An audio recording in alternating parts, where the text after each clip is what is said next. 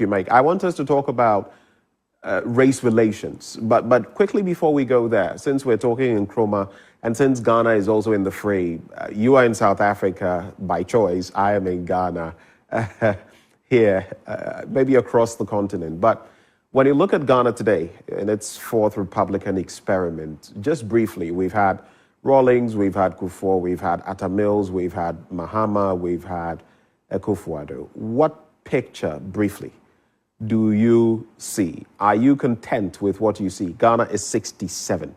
And I don't know how much you follow the politics here and the happenings here and the social issues here and the environmental issues here. But what do you make of where Ghana is today? Well, I think we are clearly in a mess, in the pickles. By all accounts,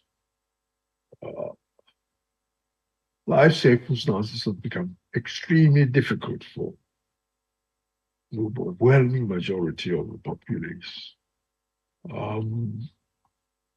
Now, it's easy to point fingers at single leaders. And so, yes, of course, they are to blame. So, but I think the problem is larger than just the individual leaders we've had, The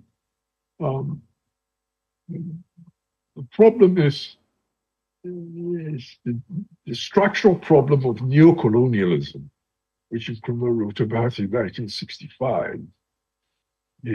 It's come home to roost. Neocolonialism is such that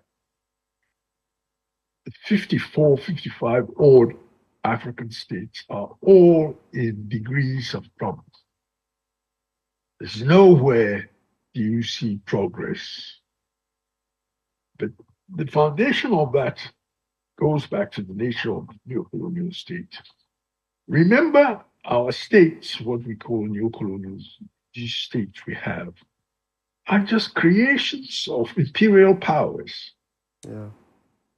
They have nothing to do with our history as Africans. Our history goes back thousands and thousands and thousands of years. You see, our consciousness of that history, our affiliation and solidarities with that history should go far beyond what has been created for us by the colonialists.